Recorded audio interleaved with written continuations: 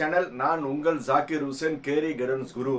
இப்போ தேர்ட் ரவுண்டுக்கான காலேஜில் போய் ரிப்போர்ட் பண்ணுறக்கான லாஸ்ட் நாள் இன்னைக்கு. அதே மாதிரி டிஎஃப்சி சென்டரில் போய் ரிப்போர்ட் பண்ணுற நாள் கடைசி.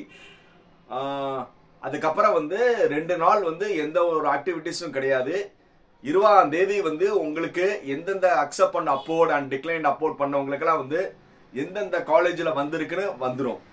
அதுக்கப்புறம் அக்செப்ட் பண்ண அப்போர்ட் போட்டவங்களுக்கு காலேஜ் மாறி வந்திருந்தா மாறின காலேஜுக்கு போயிடலாம். அதே மாதிரி டிக்ளைன் அப்போர்ட் வந்தவங்களுக்கு ஏதாவது காலேஜ் வந்துச்சுன்னா நீங்கள் அலாட்டட் ஆன காலேஜில் ஜாயின் பண்ணிக்கலாம். எதுவுமே நாட் அலாட்டட் மறுபடியும் வந்துச்சுன்னா அவங்க என்ன செய்யலாம்னா, ஏற்கனவே நம்ம ஏற்கனவே சொல்லியிருக்கோம், சப்ளிமெண்டரி கவுன்சிலிங் ரிஜிஸ்டர் பண்ணுங்க. சப்ளிமெண்டரி கவுன்சிலிங்கில் மறுபடியும் ரிஜிஸ்டர் பண்ணி எண்ட் ஆஃப் தி தேர்ட் ரவுண்டுக்கு அப்புறம் எதில் வேகன்சி இருக்கோ அந்தந்த காலேஜில் நீங்கள் எடுத்துக்கலாம்னு நம்ம ஏற்கனவே சொல்லியாச்சு. இப்போ ஆல்மோஸ்ட் எல்லா காலேஜுமே 18th, அதாவது மண்டேலேருந்து எல்லா காலேஜுமே அவங்களுடைய இனாகரல், அதாவது ஃபர்ஸ்ட் இயரோட இண்டக்ஷன் ப்ரோக்ராம் ஸ்டார்ட் பண்றாங்க. அதாவது காலேஜ் ஓபன் பண்றோம்னு சொல்லி, ஏன்னா நல்ல நாள் பார்த்து அவங்க என்ன செய்யறாங்கன்னா, மேக்சிமம் நிறைய காலேஜஸ் 18th ஓபன் பண்றாங்க. ஏன்னா அண்ணா யூனிவர்சிட்டி என்ன சொல்லியிருந்தாங்கன்னா, நீங்க 18th நீங்க ஓபன் பண்ணுன்னு சொன்னாங்க. அதுக்கப்புறம் அவங்களுக்கு ஓரியன்டேஷன்ஸ் இருக்கும். ஸோ அதனால நிறைய பேர் நான் சப்ளிமெண்டரி கவுன்சிலிங்ல இருந்து எடுத்துட்டு போறோம், அப்போ அவங்க பாடம் நடத்திடுவாங்கன்னு யாரும் பயப்பட அவசியம் கிடையாது. இண்டக்ஷன் ப்ரோக்ராம்னா என்னன்னு முதல்ல தெரிஞ்சுக்கோங்க. இண்டக்ஷன் ப்ரோக்ராம்னா அவங்க டைரக்டா சப்ஜெக்ட் எடுக்க மாட்டாங்க. அவங்க முதல்ல எல்லா டைப் ஸ்டூடெண்ட்ஸ், ஒருத்தவங்க சிட்டிலேருந்து வந்திருக்கலாம், வில்லேஜ்ல இருந்து வந்திருக்கலாம், CBSE school, matriculation, 7.5 government school, இந்த மாதிரி எல்லா டைப் ஸ்டூடெண்ட்ஸ் எல்லாம் வந்திருப்பாங்க. ஏன்னா ஸ்கூலிங் லைஃப்ல இருந்து அவங்க காலேஜ் லைஃப் வர்றதுனால அவங்களுக்கு ஒரு நிறைய இடர்பாடுகள் இருக்கும். ஏன்னா இதுவரை வீட்டிலேயே இருந்து வீட்டுக்கு பக்கத்துல இருக்க ஸ்கூல்ல படிச்சவங்க முதல் முறையாக சென்னை, கோயம்புத்தூர், மதுரை, சேலம், திருச்சி இந்த மாதிரி ஒரு ஊர்களுக்கு வரலாம். அப்போ வரும்போது அவங்களுக்கு ஒரு இனம் புரியாத ஒரு பயம் இருக்கும். ஏன்னா கண்டிப்பா இத்தனை நாள் டே ஸ்காலரா இருந்துட்டு நீங்க காலேஜ்னு சொல்லி ஒரு ஹாஸ்டலுக்கு நீங்க வரும்போது, இல்ல ஒரு புதுசா ஒரு ஆம்பியன்ஸ் காலேஜ் லைஃப்னு வரும்போது அவங்களுக்கு ஒரு பய உணர்ச்சி இருக்கும். அந்த பய உணர்ச்சி இல்லாம இருக்கிறதுக்கு தான் கவர்மெண்ட் ஓரியன்டேஷன் சொல்லியிருக்காங்க. அந்த ஓரியன்டேஷன் ஆல்மோஸ்ட் 1 வீக், ஒரு சில காலேஜ் 2 வீக்ஸ் பண்ணுவாங்க. ஏன்னா முதல்ல உங்களை காலேஜோட மைண்ட் செட்டுக்கு மாத்துவாங்க. ஸோ இது நிறைய பேர் கேட்கறாங்க, சார் ஓரியன்ட் இண்டக்ஷன் ப்ரோக்ராம் நம்ம அட்டன் பண்ணலாமானா கண்டிப்பா. ஏன்னா அதை அட்டன் பண்ணாதான் உங்களுக்கு அந்த ஒவ்வொரு ஃப்ரெண்ட்ஸ், ஏன்னா நீங்க அதை எல்லாமே ஒரு ஆடிட்டோரியத்துல தான் எல்லாமே நடக்கும்.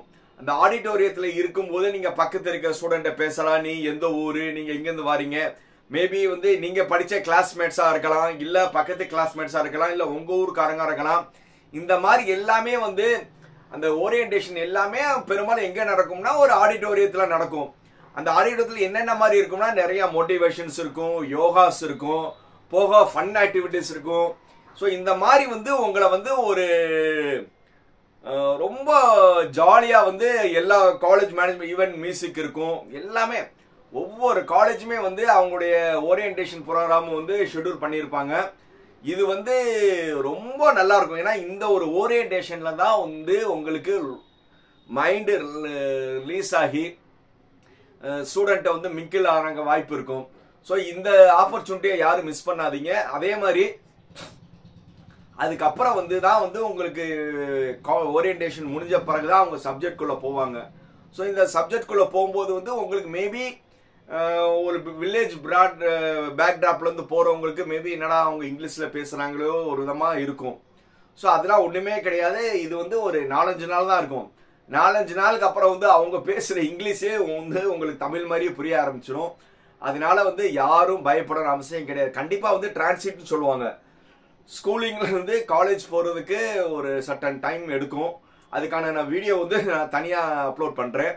ஸோ இப்போதைக்கு நீங்க என்ன செய்றீங்கன்னா, எல்லாமே உங்க முதல்ல கூச்சத்தை விடுங்க. ஏன்னா பக்கத்துல இருக்க ஸ்டூடெண்ட்ஸ் பேச ஆரம்பிங்க, எந்த ஊர்னு சொல்லி ஒரு மிங்கிள் ஆகுங்க. ஹாஸ்டல் போனீங்கன்னா ஹாஸ்டல் உங்களுடைய ரூம்மேட்ஸ் கிட்ட சகஜமா பேசுங்க. நீங்க எவ்வளவுக்கு எவ்வளவு சகஜமா ஆறீங்களோ அப்பதான் நீங்க நீங்களா இருக்க முடியும். ஸோ அதனால அனைவருக்கும் கேரியர் கைடன்ஸ் குரு ஜாக்கிர் ஹுசேன் சார்பாக காலேஜில் வந்து கால் வைக்கிற காலேஜ் வாழ்க்கையை போற அனைத்து மாணவ மாணவியர்களுக்கும் என்னுடைய நெஞ்சார்ந்த வாழ்த்துக்கள். அதே மாதிரி பேரண்ட்ஸ் வந்து நீங்க இன்னும் உங்க குழந்தைகளை வந்து ரொம்ப நூக்கர் கார்னரா வாட்ச் பண்ணாதீங்க. ஏன்னா அவங்க டீனேஜ் ஆயிட்டாங்க, ஆல்மோஸ்ட் 18 இயர்ஸ் வர போறாங்க. அவங்களுக்கு எது தெரியும், எது நல்லது கெட்டது நல்லாவே தெரியும். நீங்க வந்து அவங்கள தூரமா மானிட்டர் பண்ணா போதும். ஒவ்வொரு தடவை வந்து அவங்கள வந்து நீங்க வாட்ச் பண்ண அவசியம் கிடையாது. இப்ப இருக்கிற குழந்தைகள் வந்து ஒன்றும் தடம் மாறுற வயசு கிடையாது. இந்த தடம் மாறுற மாதிரி இருக்கிற மாதிரி இருந்துச்சுன்னா நீங்க வந்து எக்ஸ்டர்னலா மானிட்டர் பண்ணுங்க. இப்ப இருக்கிற குழந்தைகள் வந்து ரொம்ப தெளிவா இருக்காங்க, எது நல்லது எது கெட்டதுன்னு தெரியும்.